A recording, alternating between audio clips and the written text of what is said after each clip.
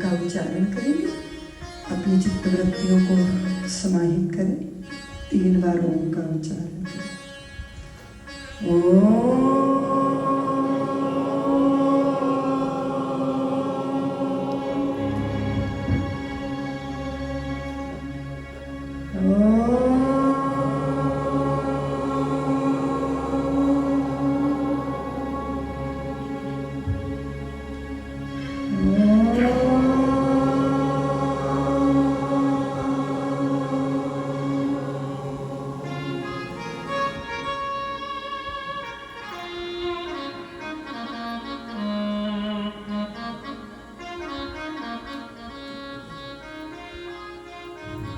चित कमला कुच मंडल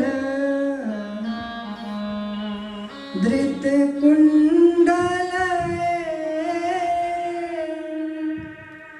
कलित ललित गर्मा जय जय देव हरे जय जय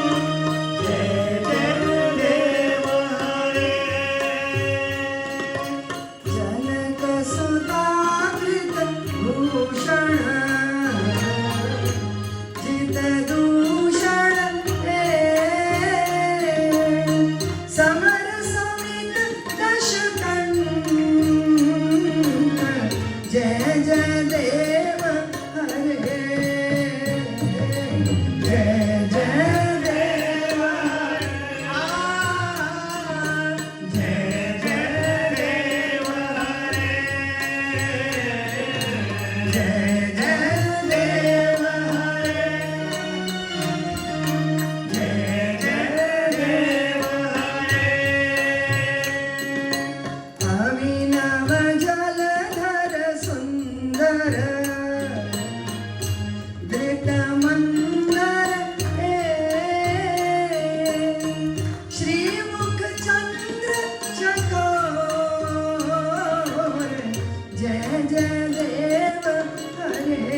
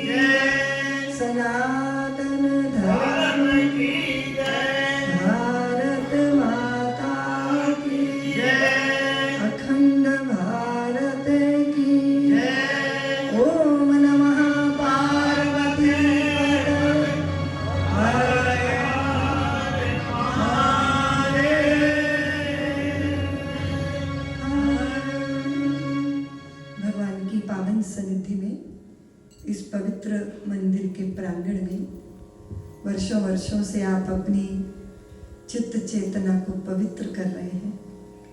देवालय वो जहाँ हमारे देवत्व का उदय होता है, जहाँ जगत की क्लांति से श्रांत हुआ चित्त चेतना और काया शांत होता है, ऐसा देवालय। आप इस देवालय में वर्षों से सेवा कर रहे हो, इसलिए बहुत बहुत सौभाग्य है आपका। मैं आदरणीय गोयल साहब को, आदरणीय उर्मिल जी को, आर्या जी को और हमारी नीता जी को, यहाँ जितने भी मंदिर में हमारे भू देवता हैं, ब्राह्मण देवता हैं, जो सेवा में लगे हैं, आप सबको प्रणाम करती हूँ, वंदन करती हूँ। बहुत बड़ा प्रवाह व्यक्ति के चित्त का सहज रूप से जगत की तरफ होता है, लेकिन संपूर्ण चेतना सिमट कर अगर भगवान के चरणों में कुछ क्षण के लिए भी समाहित होती है तो ये बड़ा सौभाग्य होता है। इसमें व्यक्ति के उत्कर्ष की संभावना जागृत हो जाती है। अगर बीज बीज ही रह गया तो बीज और पत्थर के कंकड़ में कोई फर्क नहीं होता। बीज की सार्थकता तभी है जब वो अंकुरित हो, पौधा बने, वृक्ष बने, फलित हो, छाया दे और तृप्ति दे। और अगर बीज बीज ही रह गया तो बीज की सारी संभावना नष्ट हो जाती है। मनुष्य बीज है और संभावना भगवत्ता की है। नर में संभावना नारायण होने की है, और उस संभावना को जागृत किए बिना, उस संभावना को संभव किए बिना विदा हो जाना ऐसा ही होता है जैसे अनुष्ठान के लिए प्रतिष्ठित की हुई प्रतिमा अगर बिना अनुष्ठान संपन्न हुए खंडित हो जाती है तो हम उसको अच्छा नहीं मानते। लेकिन अगर अनुष्ठान पूरा हो जाए फिर हम उस प्रतिमा का जब विसर्जन करते हैं तो वो विसर्जन उत्सव पूर्ण होता है। अभी आप लोगों ने गणपति जी के का विसर्जन का उत्सव किया, लेकिन अनुष्ठान अधूरा है और प्रतिमा खंडित हो गई, फिर वो उत्सव नहीं होता, फिर वो शोक होता है। इसलिए व्यक्ति की मृत्यु भी उत्सव होनी चाहिए, शोक संतप्त कर दे ये नहीं होनी चाहिए। व्यक्ति शरीर की मृत्यु भी उत्सव कब बनेगी? जब अनुष्ठान पूरा होगा, जब जो हमारी आंतरिक संभावनाएं हैं वो प्रकट हो, वो जागृत हो, तब तो कृत्य हुआ, तब तो धन्य हुआ, तब तो कृतार्थ हुआ, तब तो प्रमोदित हुआ। इसीलिए बहुत कम ऐसे लोग होते हैं जिनकी उत्सुकता इस विषय में होती है कि वो बहुत बार हम देखते हैं कि नश्वर पदार्थ ही दिन रात जोड़े, नहीं हरि भजन धन कमाया है प्यारे, कहाँ तूने जीवन गंवाया है प्यारे, तेरे घट में सब कुछ समाया है प्यारे। और समय जा रहा है, समय किसी के लिए नहीं रुकता। तेरा हर सुबह बचपन दोपहर जवानी समय ने ले लिया। एक श्वेत है एक है काला, दो रंग के दो पंख लगाए, समय का पंछी उड़ता जाए। एक श्वेत दिन, एक है काला रात, दो रंग के दो पंख लगाए। इसलिए हमारे ऋषियों ने कहा कि समय को समझो, समय की कीमत को समझो। सीख सुनहरी पुरखों की रखना हरदम याद, किया वक्त बर्बाद जिन्होंने हुए वही बर्बाद। कठिन काल में वीर कभी भी पीठ नहीं दिखलाता, या तो हंसा मोती चुगता या भूखा मर जाता। शुभ कर्मों के बिना कभी भी हुआ नहीं निस्तारा, जीत लिया मन जिसने उसने जीत लिया जग सारा। इस दुनिया का सार एक है नित्य आबाद रवानी, अपनी राह बना लेता है खुद ही बहता पानी। प्रवाह चाहिए, निरंतरता चाहिए। कदाचित पानी में सरलता होती है, पर पानी की सरलता को सस्ते में नहीं आंका जा सकता। पानी की सरलता को सस्ते में, पानी की सरलता, सहजता, तरलता कठिन से कठिन चट्टानों को छेद देती है और अपना मार्ग प्रशस्त कर लेती है। तो उसके लिए चाहिए निरंतरता, लगातार अधर्म की आंधियां चलती है, लगातार धर्म के दियों को प्रज्वलित करना पड़ता है। लगातार चित्त चेतना में वासना की आंधी, ज्ञान का दिया बुझा दिया जले दिए की ज्योति ने जला दिया। ज्ञान ज्योति जगमगी विमोह की निशा भगी, जितात्म गुरु पगन में मन मगन हुआ लगन लगी। समग्र स्वरूप का निखार देखते रहे, पार में खड़े खड़े अपार और कदाचित अब हम तो व्याकुल हैं क्योंकि हमें रूप और नाम का तो पता है, पर हमें स्वरूप का तो बोध ही नहीं है। और रूप तो बदलता है, रूप तो बिगड़ता है, काल के थपेड़े शिथिल करते हैं गात को। और कदाचित हमें वो भी स्वीकार करने वाले स्वीकार करते हैं। स्वीकार किया। दशरथ जी महाराज ने भरी सभा में बैठकर आईना देखा था। आईना आईना सब देखते हैं, लेकिन सबके बीच में तो नहीं देखते।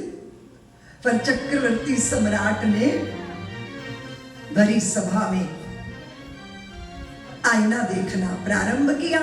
सभा बैठी है, सब आश्चर्य कर रहे हैं। राजा दर्पण राजसभा में देख, क्या देखा उन्होंने? श्रवण समीप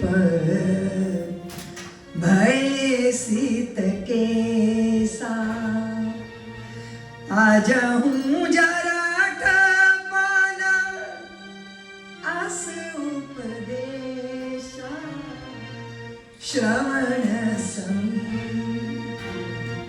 हमारी काया हमें इंगित करती है, हमें इशारा करती है।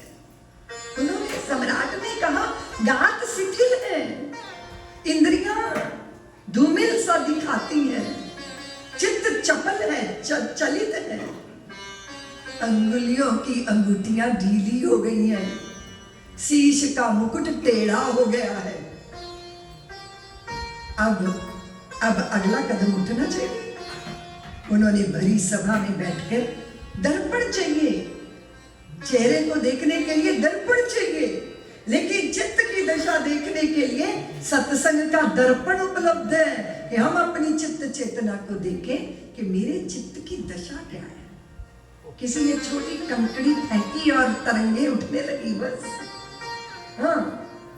बस जरा सी एक छोटी सी तीखी आवाज और अंदर व्याकुलता पैदा हो गई। इसका मतलब आंतरिक दशा अच्छी। आपने देखा आपके घर का फर्नीचर बहुत ही शालीन है, समझदार है, लेकिन उसकी शालीनता और समझदारी, उसकी सज्जनता विदा हो जाती है जब कभी कोई फोड़ा फुंसी आपको निकलता है और सारे घर का फर्नीचर उसी के पीछे पड़ जाता है। कुर्सी भी उससे टकराती है, टेबल भी उससे टकराती है। देखा तुमने? देखा? तुम्हें लगता है ये बदमाश कैसा हो गया फर्नीचर?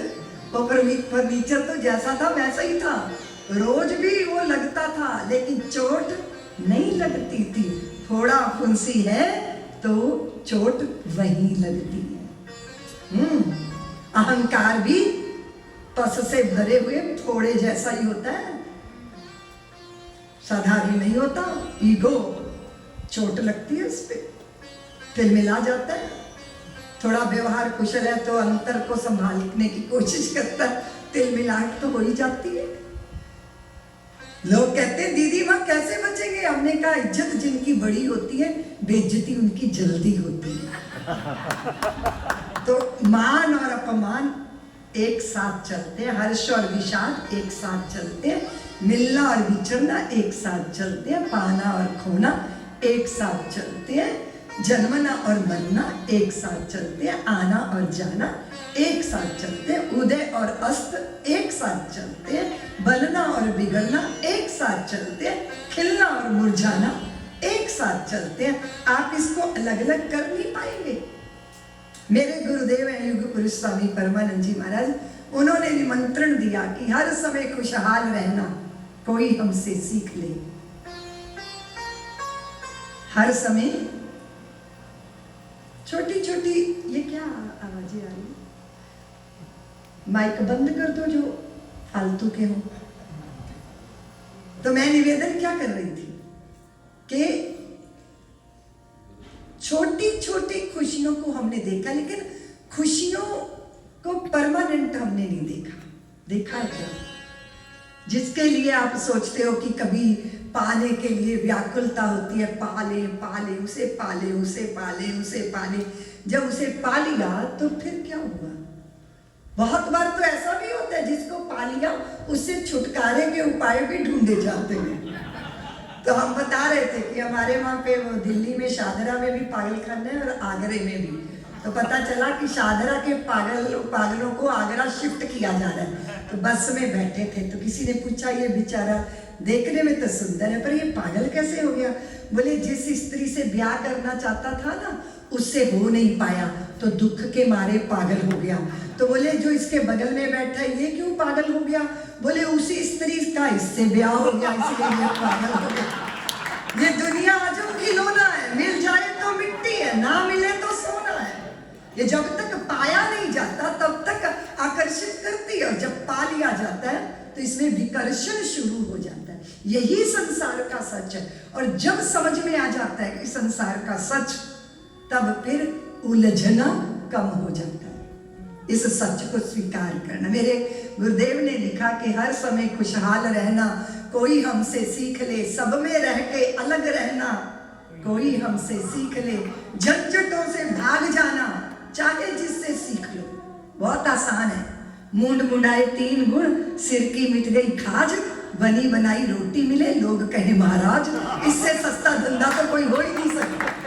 झंझटों से भाग जाना, चाहे जिससे सीख लो, पर झंझटों में रह के बचना, कोई हमसे सीख ले।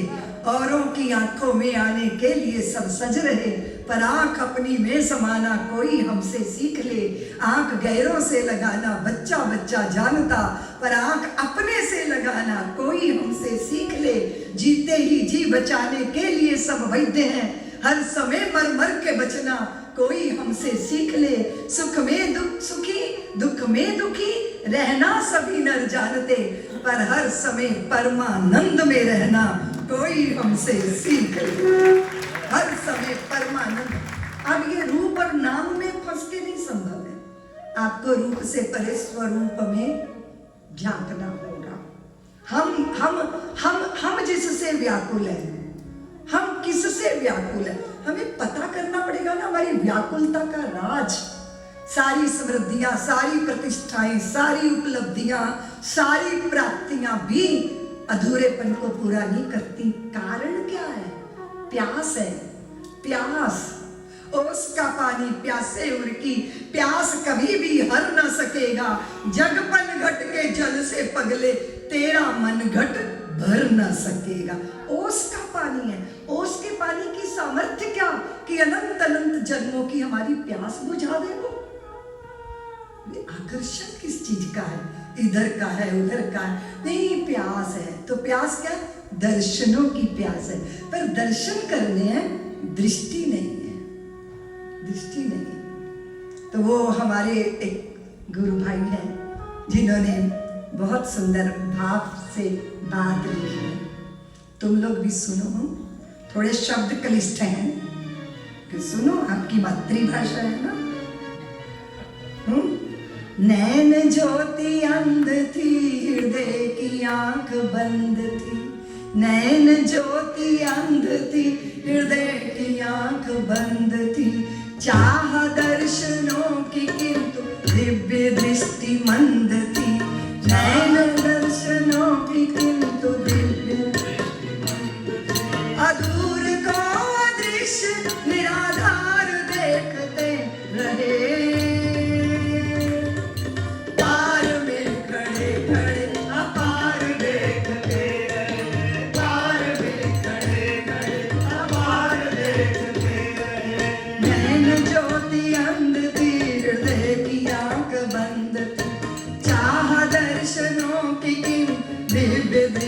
मंद थी, अधूर को दृश्य निराधार देखते रहे। पार में खड़े खड़े अपार देखते रहे। पार में खड़े खड़े अपार देखते रहे। मनीषा पंडे मणिपा मणिपा सनिसा मनीषा मनीषा सनुगा मनीषा। कल्पना बुरा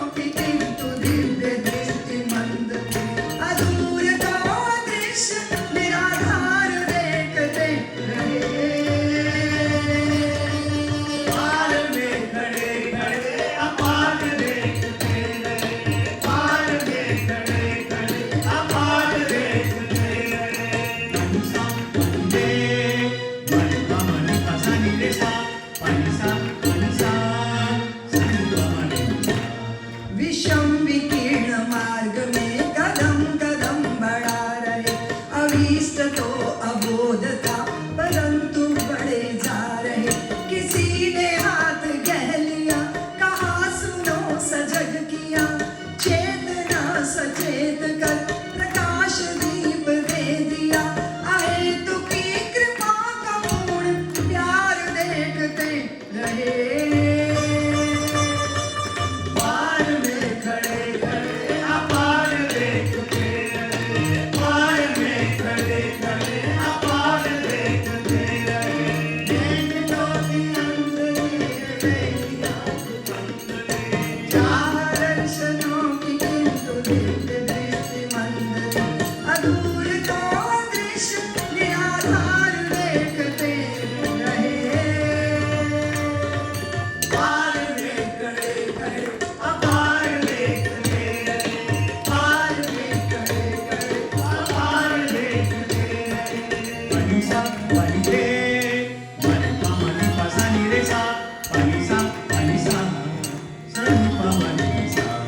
मनोविचार कुंज में उठी महान क्रांति थी, मिटी समूल वस्तुता हृदय की भूल भ्रांति थी। युगों के मैल धुल गए, कपट कपाट खुल गए, अशांति तो विदा हुई, सुशांति शोध तुल गए। प्रकाश में प्रचंड अंधकार देखते रहे, पार में खड़े खड़े अपार देखते रहे, पार में खड़े खड़े अपार देखते रहे। नैन ज्योति अंग दीर देखी आँख बंद रे, चाह दर्शनों की किंतु दिव्य दृष्टि मंद रे। अधूर का दृश्य निराधार देखते रहे, पार में खड़े खड़े अपार देखते रहे, पार में खड़े खड़े अपार देखते रहे।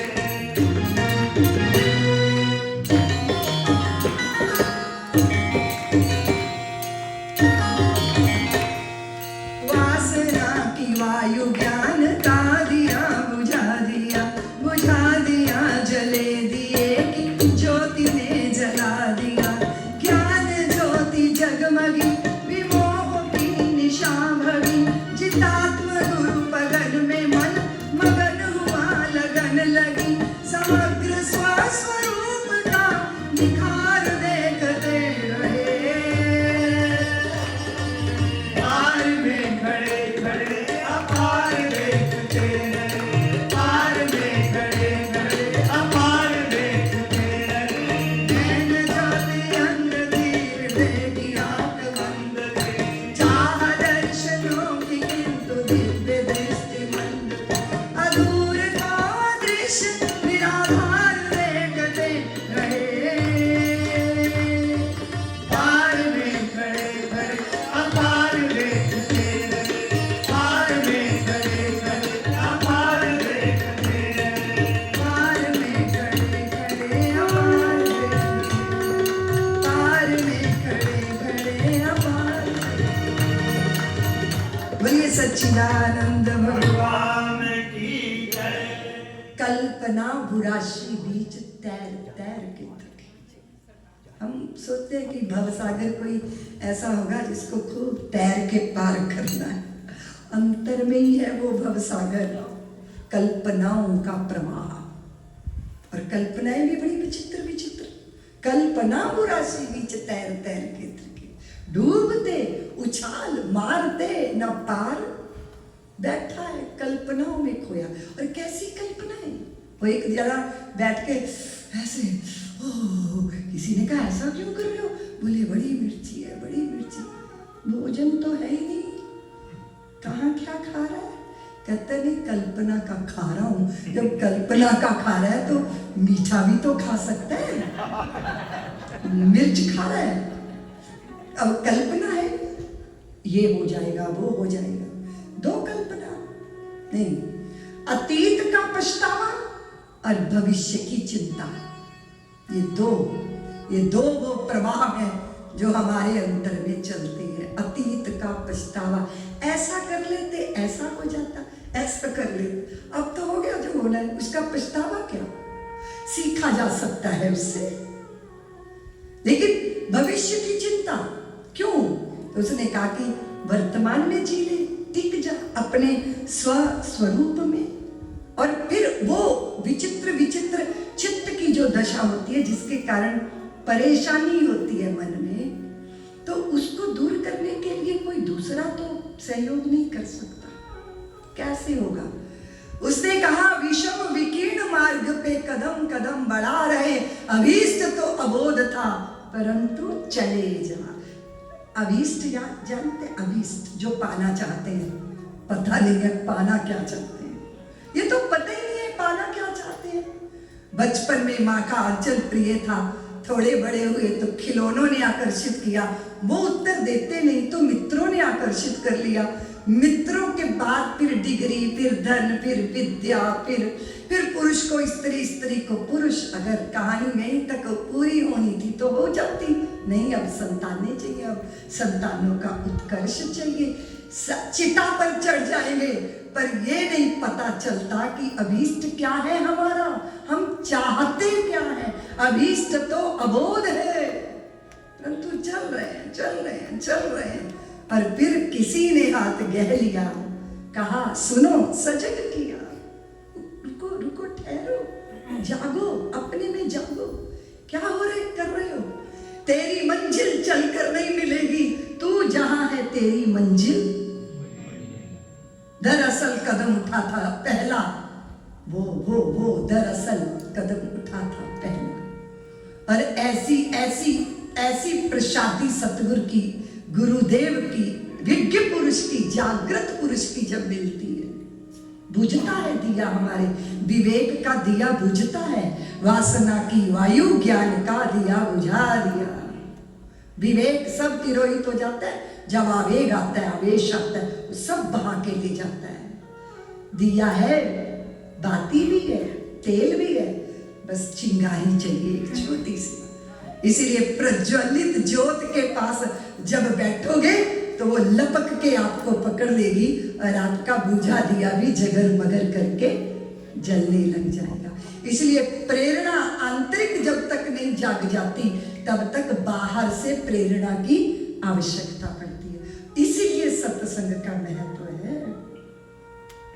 फिर आप एक तेजस्वी जीवन जीते हो, तेज से भरा, ओज से भरा, धन्यता से भरा, कृतार्थता से भरा। और अगर आप मुझे कहोगे कि दीदी माँ सबसे बड़ा पाप क्या है? सबसे बड़ा पाप है दुखी रहना।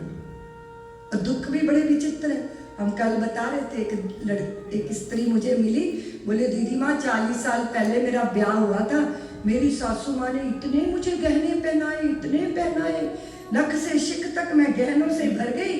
अगले दिन से वो गहने ऐसे गायब हुए, 40 साल हो गए आज तक नहीं देखे। मुझे इस बात का बड़ा दुख है। तो मैंने कहा अपना पुत्र दे दिया उन्होंने तुझे, कोहिनूर हीरे जैसा, उसे पाके खुश नहीं है, वो गहनों का स्यापा। जो नहीं मिला उसका दुख है, जो प्राप्त है उसका सुख ले रहे हो क्या? जो प्राप्त है उस पर दृष्टि नहीं है, जो प्राप्त है उस पर दृष्टि नहीं है, जो अप्राप्त है दृष्टि उस पर है। इसको बोलते हैं मृग मरीचिका, उधर दिख रहा है सुख, उधर दिख रहा है सुख। इसको बोलते हैं रजत। रजत किसका रजत? रेत की रजत। सागर के किनारे की रेत रजत जैसी लगती है ना, बोलो ना, लगती है ना।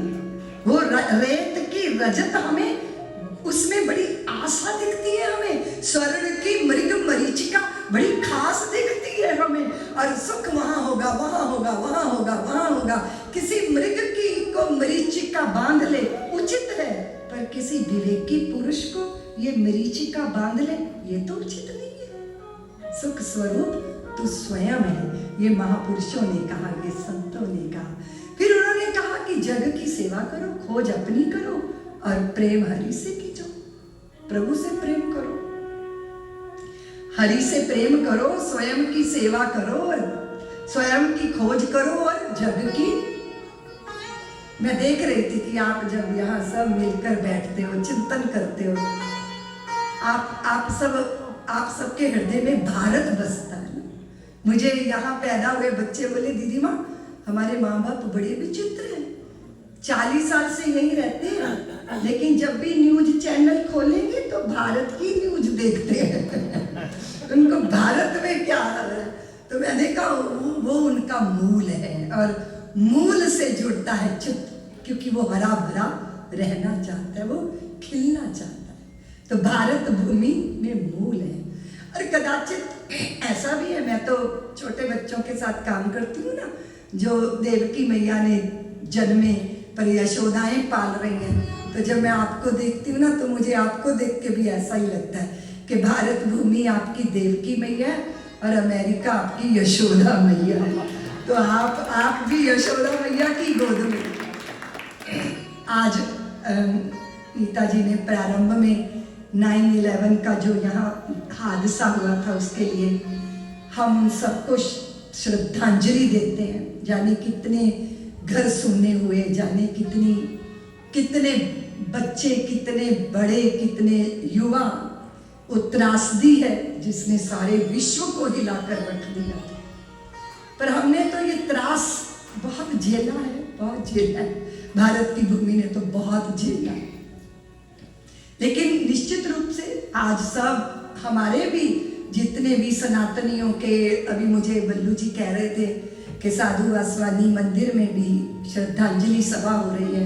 आज सब जगह उनका स्मरण किया जा रहा है। 3000 लोगों का उत्सर्ग हुआ था। वो आग के उस बवंडर में जिंदगियां फंस के रह गई थी और झुलस के समाप्त हो गई थी। कुछ जीवन थे जो उसमें से निकल कर आए। उनके संस्मरण सुनो तो रोमांच हो जाता है, रोंगटे खड़े हो जाते हैं। मनुष्य का ऐसा शत्रु हो सकता है जो सृजन की कहानियां जिसे लिखनी चाहिए वो विध्वंस के इतिहास भी रचता है। ये भी तो बड़ा विचित्र है। जी रहा है मिसाइलों के साए में आदमी, तोड़ लाना चाहता है नभ के तारे आदमी। ऐसा ही तो है। एक पैमाना है हिम्मत नापने का दोस्तों, हार जाए जंग पर दिल ना हारे आदमी। ये भी बहुत जरूरी है कि मनुष्यता, सज्जनता, साधुता वो कभी दिल ना हारे, वो पराजित ना हो। इसलिए सनातन धर्म के मंदिरों में बोला जाता है, जो बोले सो अभय सनातन धर्म की। क्या बोला जाता है? विश्व का कल्याण हो, प्राणियों में सद्भावना हो। और क्या बोला जाता है? धर्म की और अधर्म का, प्राणियों में और विश्व का, सबका कल्याण। कैसे होगा जब तक मनुष्य नहीं बनेगा? मनुष्य के अंदर दानवता, दुष्टता, असुरता, राक्षसत्व, कोई शरीर से मनुष्य थोड़ी होता है। शरीर से मनुष्य तो उसे मनुष्यता अर्जित करनी पड़ती है। कभी किसी गधों की सम्मेलन तुमने देखा कि गधों को इकट्ठा किया गया और ये कहा गया कि वो गधो तुम पूरे गधे बनो? वो तो बेचारा जितना बन गया उतना ही रहने वाला है, ना नीचे आएगा ना ऊपर जाएगा।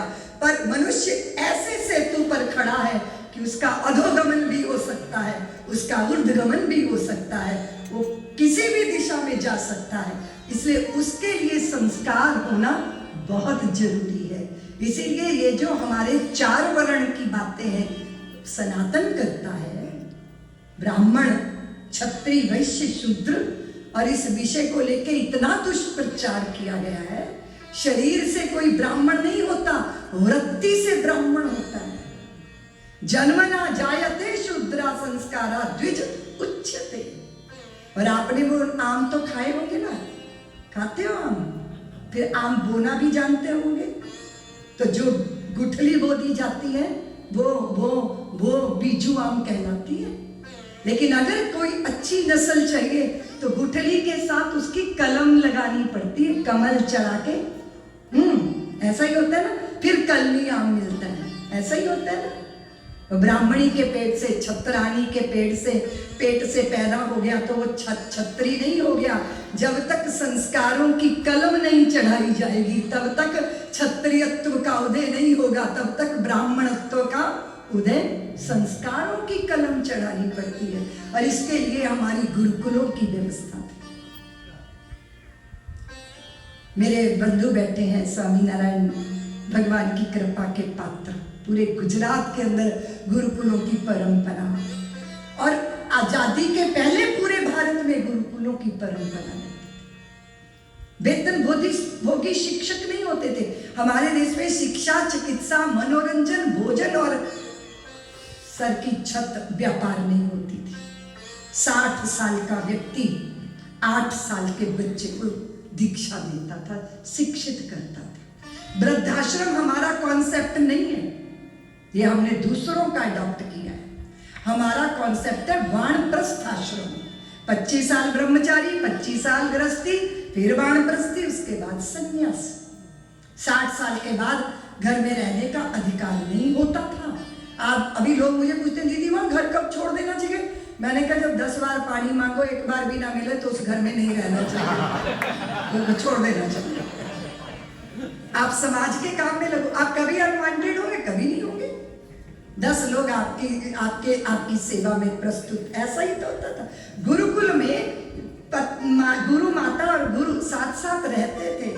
और कैसे वन विहार के लिए गए हैं तो एक स्वर संधान कर आरोह अवरोह में, और एक झरना गिर रहा है, शिला पर बैठा है। दूसरा शब्द भेदी वाण चलाने का अभ्यास कर रहा है। तीसरा जड़ी बूटियां ढूंढ रहा है, किस रोग में कौन सी जड़ी बूटियां औषधि का काम करती हैं। एक को पाक विद्या बहुत अच्छे से आती है, खिलाना भी और खाना भी मजेदार लगता है, वो भोजन बनाने का कार्य कर रहा है। इतने में नदी में किसी के कूदने की आवाज आई, तो भाग के देखने की बात आई। तो एक नदी में जो कूदा है, कौन कूदा है, उसके लिए इतने में घोड़े से के ऊपर चढ़ के कोई भागा तो घोड़ों के टापों की आवाज।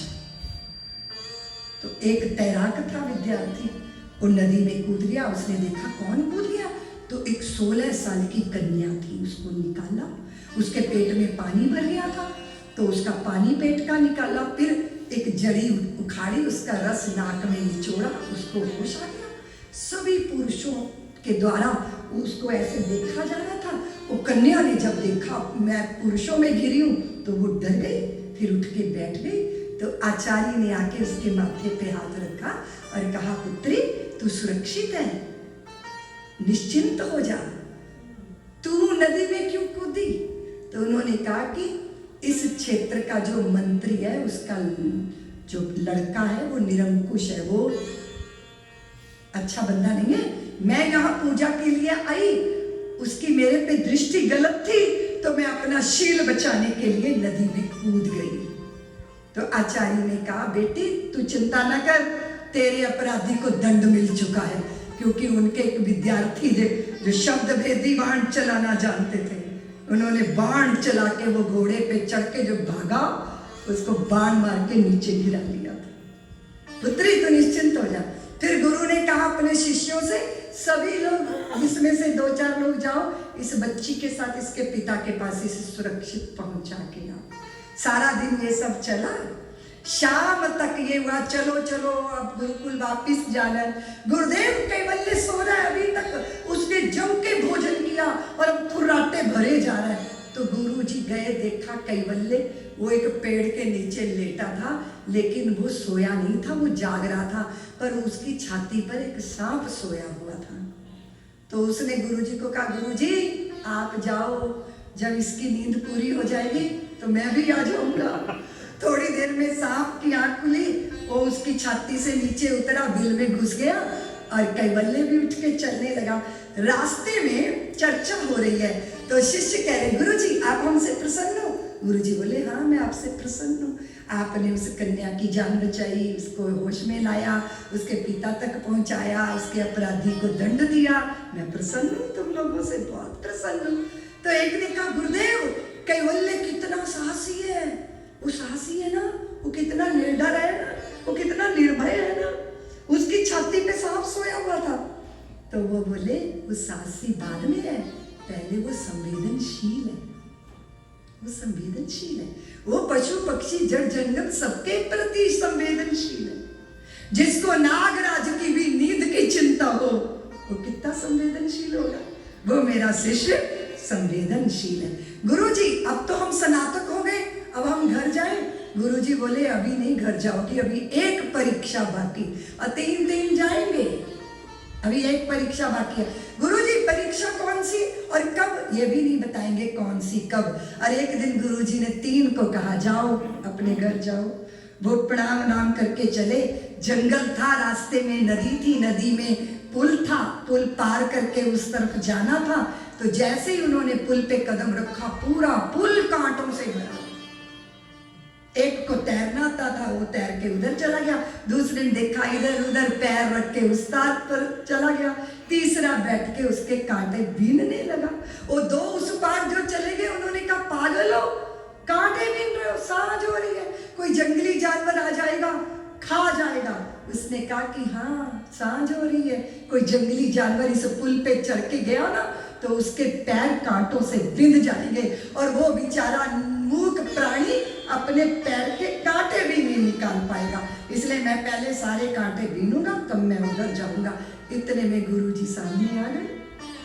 गुरुजी सामने आके खड़े हो गए और वो जो उस पार चले गए थे ना, उनका कान पकड़ा, बोले चलो गुरुकुल वापिस, अभी तुम अपने गांव में जाने लायक नहीं हुए हो, अभी तुम इस लायक नहीं हो, अभी तुम्हें और यहाँ समय बिताना होगा। और वो जो कांटे बीन रहा था उसको कहा कि वत्स तेरी परीक्षा पूरी हो गई। जो व्यक्ति दूसरों के रास्ते के कांटे बीनना जानता है वो कभी दूसरों के मार्ग का कांटा नहीं बनता। अब तू जाने लायक, अब अपने घर जा, गांव जा, अपनी कुल अपनी परंपरा को धन्य कर। सनातन कहता है मनुर्भव, कैसे मनुष्य बनेगा, और मनुष्य बनने की ये प्रक्रिया थी। उन गुरुकुलों पे बुलडोजर चले थे। लोपामुद्रा एक ऐसी स्त्री थी जो हजारों विद्यार्थियों के गुरुकुल की आचार्य थी। वात्सल्य की सृष्टि की बात हो रही है ना, मैं 4 युग की कल्पना करती हूँ, त्रेता, द्वापर, सतयुग और कलयुग। 4 युगों में जो नारियों की भूमिका रही है उसका स्थापन वात्सल्य ग्राम में हो रहा है। कैसी होती है भारत की नारी, कैसी होती है, उसका सत्व कैसा होता है। अभी हमारे देश में जो एजुकेशन के हब बन गए हैं ना, वहाँ कभी कभी देखती हूँ मैं सिगरेट का धुआं छल्ले बना के लड़कियां उड़ाती हैं, माँ बहनों की गालियां देती है लड़कों की तरह, और सोचती है यही मुक्ति है और यही आजादी है। उन्हें पता ही नहीं आजादी और मुक्ति का अर्थ क्या होता है। तो मुझे लगता है कि भारत की युवा बेटियों को ये दृष्टि प्राप्त होनी चाहिए कि भारत की नारियों ने भारत को कैसे बनाया। अर्धनारीश्वर हमारा आदर्श, आधा अंग स्त्री आधा अंग पुरुष, तब हम एक व्यक्तित्व मानते हैं। वो सावित्री तो थी जो धर्मराज के पीछे चली थी, और धर्मराज कहते हैं देवी तू मेरा पीछा क्यों कर रही है, आपका नहीं कर रही, सत्यवान को लेके जा रहे हो ना, तेरी निष्ठा से मैं बहुत खुश हूं, कुछ मांग लो। सबसे पहले सावित्री ने कहा कि मेरे जो सास ससुर है ना उनको दृष्टि नहीं है, उनको दृष्टि दे दो, हाँ मिल जाएगी, तू लौट जा। थोड़ी देर बाद धर्मराज ने देखा सावित्री पीछे खड़ी है, तू मेरा क्यों पीछा कर रही है। मैंने कहा ना देव मैं अपने पति का पीछा कर रही हूं, तेरी निष्ठा देख के मैं प्रभावित हुआ हूं। धर्मराज बोले देवी कुछ मांग ले। तो सावित्री को भाई नहीं था, उसने कहा देव मुझे भाई हो, तेरे माता पिता की परंपरा चले। हाँ दिया लौट जा। धर्मराज ऊब गए थे, इरिटेट हो गए थे सावित्री से। थोड़ी देर के बाद उन्होंने लौट के देखा सावित्री फिर पीछे खड़ी है, चट्टान की तरह डटी है। तू लौट क्यों नहीं जाती, तू कहना क्यों नहीं मानती। सदैव नहीं कोई जा सकता स्वर्ग, लौट जा सावित्री, तेरी निष्ठा बहुत पक्की है, और मांग ले कुछ। सावित्री ने कहा देव दोगे? हाँ दूंगा, मांग ले जल्दी मांग और फिर लौट जा। तो कहती है कि देव मैं बहुत सारे पुत्र पुत्रियों की माता बनना चाहती हूँ, मुझे दे दीजिए वर। वो झंझलाए हुए थे, बोले हाँ हाँ दिया, ला जा लौट जा। तो वो बोली कि बहुत सारे पुत्र पुत्रियों की माता कैसे बनूंगी? पति को तो आप लिए जा रहे हो, उन्हें तो लौटा दो। धर्मराज का मार्ग रोक देने की सामर्थ्य भारत की नारी में रही है। अनसुईया ने, त्रिदेवों ने कहा माँ तेरे आंचल का दूध पीना है। अच्छा इतने बड़े बड़े तुम, आंचल का दूध पीना है? तो आंचल का दूध पीने के लिए तो बड़प्पन त्यागना होगा ना, तुम तो बड़े हो, कोई संघारक बना है, कोई जो है पोषण करने वाला बना है, कोई सर्जक बना है, इतने बड़े बड़े मेरे आंचल का दूध पिएंगे? और नन्हे नन्हे छोटे छोटे आंचल में तृप्त किया त्रिदेवों को।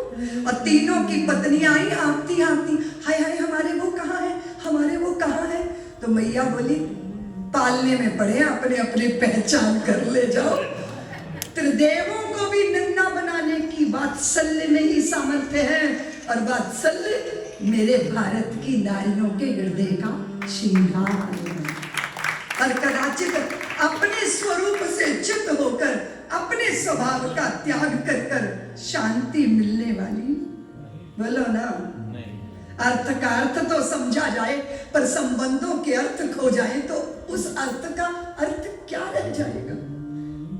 नन्नों की लोरी छूट जाए, बूढ़ों की लाठी छूट जाए, उसका अर्थ क्या रह जाएगा? नारी अगर उसका हृदय वो सरस्वती की तरह, सरस्वती सूख गई ना, रेगिस्तान हो गया ना, मरुधरा की सरस्वती की तरह अगर मेरा हृदय भी हो गया, तो फिर क्या रह जाएगा मेरे पास? मेरे पास वत्सलता, प्रेम, करुणा, अर्पण, समर्पण, जीवन भर का सुवर्ण देकर भी करता मन दे दूं कुछ और अभी। मन अंगीकार करो, तन स्वीकार करो, लोभ मोह क्षोभ लेकर प्राण निर्विकार करो। प्रतिपल प्रतियाम दूं, सवेरे दूं, शाम दूं, जब तब पूजा प्रशमन देकर भी करता मन दे दूं कुछ और अभी। भक्ति भाव अर्जन लो, शक्ति साध सर्जन लो, अर्पित है अंतर मन अहम का विसर्जन लो। स्वप्न ले लो, जागरण ले लो, चिर संचित श्रम साधन देकर भी करता मन दे दूं कुछ और अभी। ये अर्पण समर्पण की सनातन धारा है, और ये स्त्री का स्वभाव है। और स्वभाव से जो अलग हट जाता है ना, धुरी से जो अलग हट जाता है, परिधि पल्ले रह जाती है। और परिधि हमारा सत्य नहीं है, उस धुरी पे टिकना। तो मुझे लगा कि वो जो नारी निकेतनों में धक्के खा रही है, एक माचिस की डिब्बी के लिए पता नहीं कितनी तरस से भरी है, एक इज्जत की रोटी के लिए, वो नारी निकेतनों में नहीं, उनकी जिंदगी कुंठित नहीं होनी चाहिए।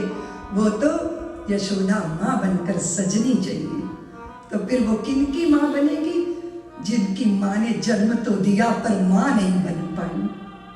कचड़े के ढेर पर कचरा ही नहीं होता, कंचन भी होता है, कंचन भी होता है। समाज कहता है कि दीदी माँ तुम्हें क्या पता है कि ये कुंवारी माँ ने पैदा किया है, कि ये चौथी बच्ची है, कि ये पांचवी बच्ची है, इसीलिए छोड़ दी गई, पालने में आई बच्ची। मैं क्यों जानूं ये, मैं क्यों जानूं, मैं क्यों जानूं? मेरा धर्म कहता है कि प्रत्येक बालक सनातन की संतान परमात्मा का स्वरूप होता है। हम बस इतना ही जानेंगे।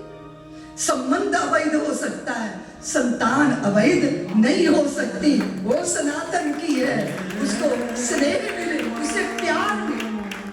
हमने क्या किया? लाइनें लगाई और जाके फल बांट आए, कपड़े बांट आए। हमने सोचा ही नहीं, हमने सोचा ही नहीं कि मैंने बांटा तो मैं दाता हो गया, उसने हाथ फैलाए तो वो बेचारा हो गया। हम बेचारा बनाएंगे अपनी संतानों को? क्यों? क्यों? रोटी खिलाना बड़ी बात नहीं है, रोटी कमाने लायक बनाना। तो फिर 10 रुपए भी जेब में अपने कमाए होते हैं ना, तो इंसान की चाल बदल जाती है, उसके शरीर चेहरे पर रौनक आ जाती है।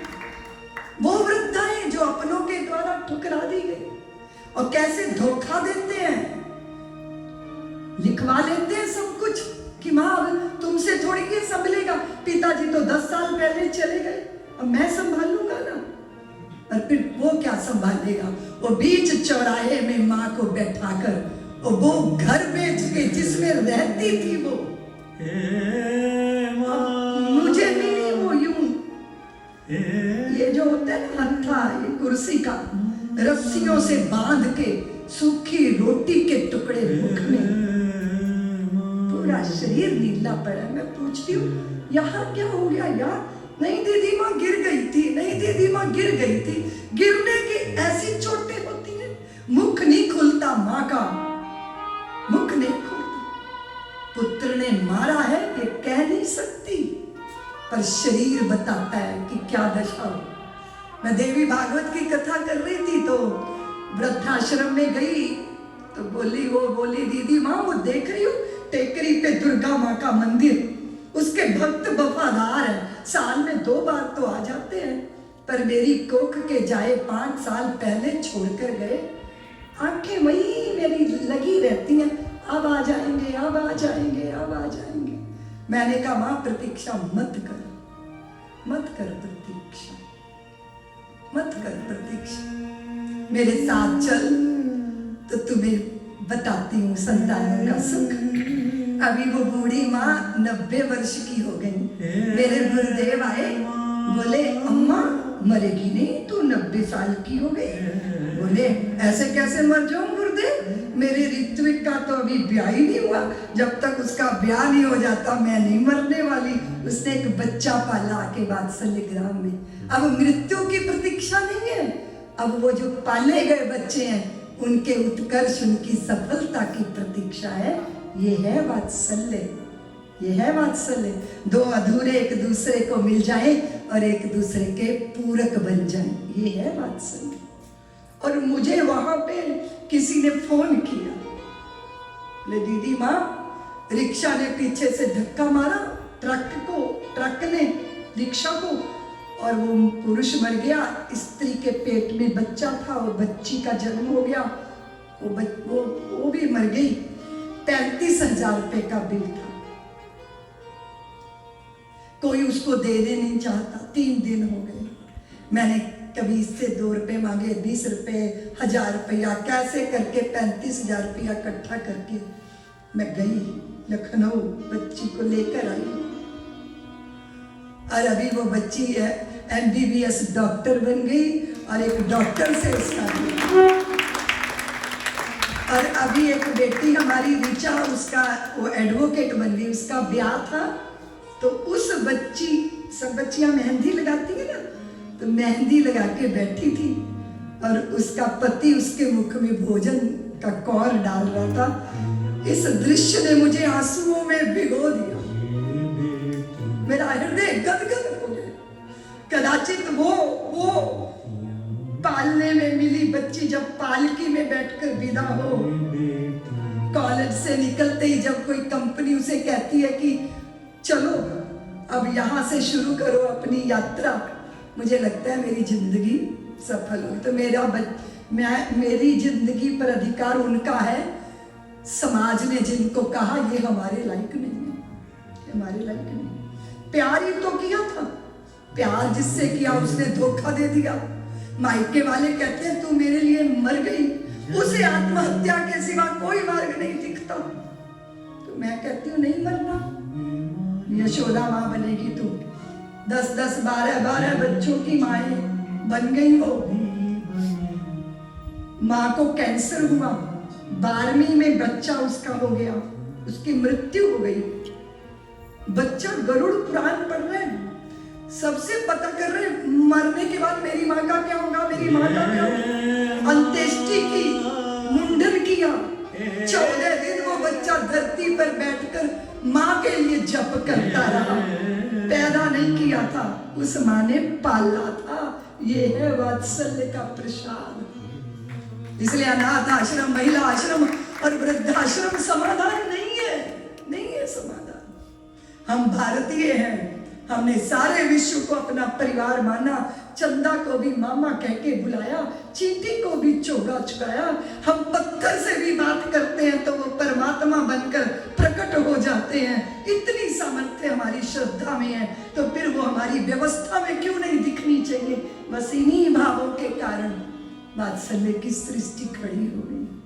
आप सब आदरणीय उर्मिलेश जी, हमारे आदरणीय बल्लू जी, राकेश जी, यहाँ रक्षपाल बैठे हैं, प्रमोद बैठे हैं, सीता जी यहाँ बैठी हैं, सबके छोटे छोटे योगदान, मोहन जी लगे हुए इस कार्य में, आप सबका जब छोटा छोटा। और जब मैंने गांव की कल्पना की ना, तो लोग कहते थे रितंभरा का दिमाग खराब हो गया।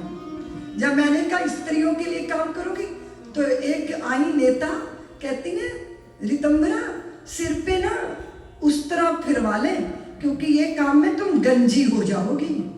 इतना डराया लोगों ने, इतना भयभीत किया। कोई भाग गया, कोई अपराध हो गया, दुनिया ये तो नहीं देखेगी कि तुमने अच्छा किया। अगर कुछ गलती हो गई तो धूल उड़ जाएगी तुम्हारी इज्जत की। तो मैंने कहा दांतों के नीचे जीव आ जाती है भोजन करते समय, तो क्या भोजन करना छोड़ देते हैं?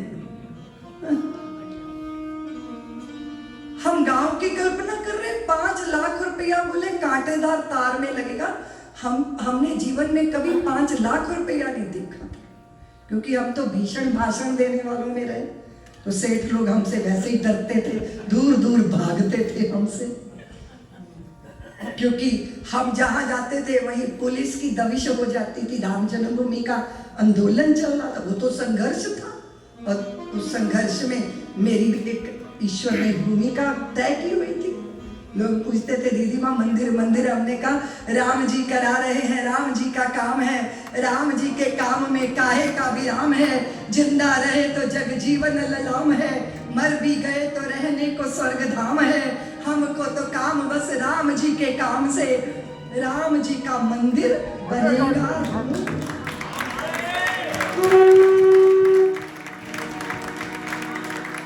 जब संघर्ष का समय होता है तो सब में बहुत कम साहस होता है, उसके लिए साहस चाहिए ना, साहस चाहिए। और उसके लिए जब समाज में साहस होता है तो फिर भय के आगे जीत है। आप अपने अभीष्ट को निश्चित करो, अनाधिकार चेष्टा कभी मत करो, पर अपने स्वाभाविक अधिकारों का त्याग भी कभी मत करो। अन्याय करना बुरा है, पर अन्याय को सहना भी तो बुरा है।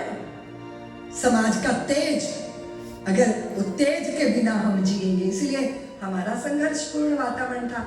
इस सृष्टि को खड़ा करना बड़ा मुश्किल था। थोड़ा थोड़ा थोड़ा थोड़ा थोड़ा पता चला, मैंने गांव तो बना लिया राकेश जी, और मुझे पता चला कि 35 लाख रुपया कर्जा है।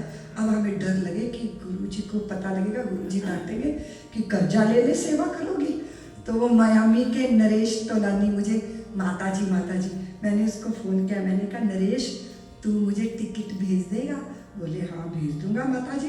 तो मैंने कहा भेज दे, तो उसने मुझे टिकट भेजी। मैं इधर मायामी में, तो मैं कहा तू मुझे कहाँ ले जाएगा? बोले वेस्ट इंडीज में कुछ छोटे छोटे द्वीप हैं, वहाँ भारतीय रहते हैं, और सिंधी है, गुजराती है, उत्तर भारत के हैं, वहाँ चलो ले चलता हूँ। अब मैं गुरुद्वारे में जाऊँ, मंदिर में जाऊँ, और 10-12 दिन फिर जब चढ़ावा चढ़े तो 15 दिन बाद मैंने नरेश से कहा नरेश जरा गिन लो कितना धन चढ़ गया। तो बोले माता जी इतने डॉलर हैं। तो मैंने कहा इसको कन्वर्ट करके बता ये कितने रुपए हैं? तो बोले होंगे 32-33 लाख रुपया।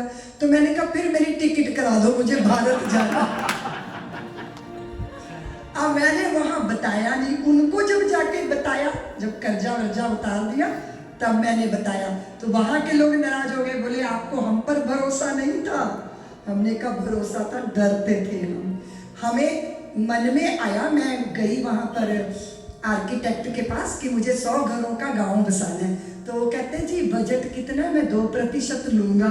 मुझे ना बजट का बोध था, न पैसे का। वो कहते हैं पैसा है नहीं, 100 घरों का गांव बसाने जा रही है। मैंने कहा साधु के पास पैसा नहीं होता, सत्संकल्प होता है, फिर समाज पीछे आकर खड़ा हो जाता है। मैं आप सबको वंदन करती हूँ इस दृष्टि से कि आपके सब योगदान जब वहाँ जाके मल्टीप्लाई हुए। और पहले तो सबको यही लगा दीदी माँ अनाथों को पाल रही है, अनाथों को पाल। दिमाग थोड़ा हिल गया है, क्योंकि वो सब सोचते थे कि मेरा सार्वजनिक जीवन था तो अब मैं क्या कर रही हूँ, ये तो किसी को समझ आ नहीं रहा था।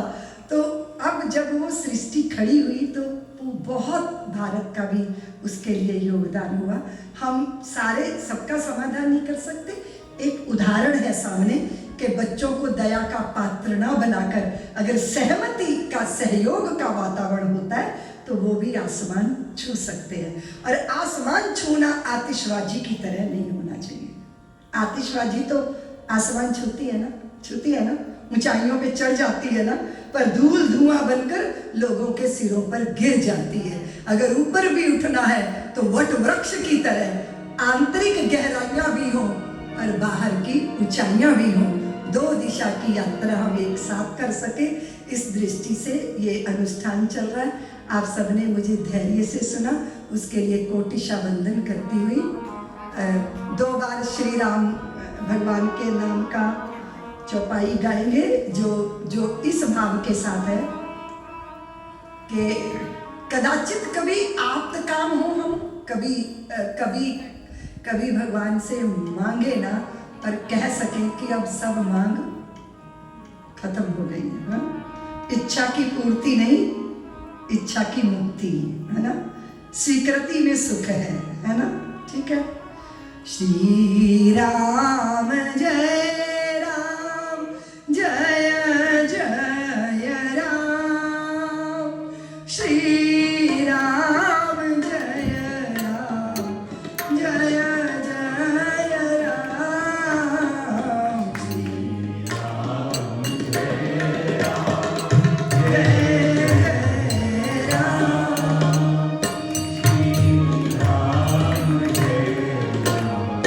जय जय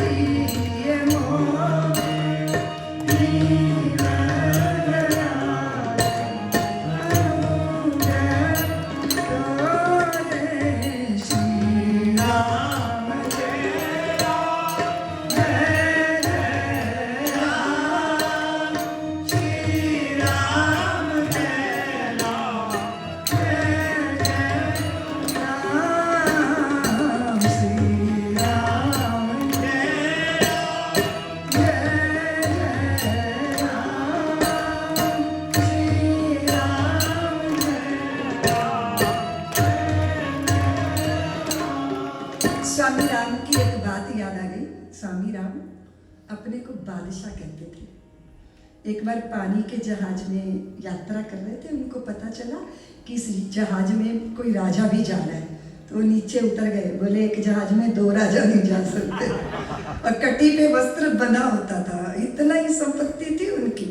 उन्होंने एक सुंदर चीज लिखी, इश्क एक तरफा में यूं मसरूर हो जाऊंगा मैं, राम तुम होगे क्षमा काफूर हो जाऊंगा मैं तुम्हें चाहूं तो चाहूं तुम ना मुझको चाहना, तूने अगर चाहा मुझे मगरूर हो जाऊंगा मैं तुम्हें देखूं तो देखूं तुम ना मुझको देखना, तूने अगर देखा मुझे मशहूर हो जाऊंगा मैं अगर मांगूं कभी तो कुछ ना देना तुम मुझे, वरना फिर प्रेमी नहीं मजदूर हो जाऊंगा मैं, इश्क एक तरफा में यूं मसरूर हो जाऊंगा।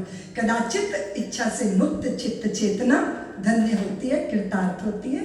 जब इच्छा आवश्यकता पे भारी पड़ जाती है तो जीवन ज्यादा बिखर जाता है, तितर बितर हो जाता है। इसीलिए संयम, और संयम के गले में अशांति का जहर टिक पाएगा, ये जीवन का सूत्र है। पत्थर जो चोट खा के टूट गया कंकड़ बन गया, और पत्थर जो चोट को सह गया शंकर बन गया। और शंकर वो जो अमृत के लिए गरल पी सके, सत्य वो जो हर स्थिति में स्थित रह सके। इस विवेक के साथ जीवन धन्य होता है। मैं अपनी वाणी को विराम देती हूँ।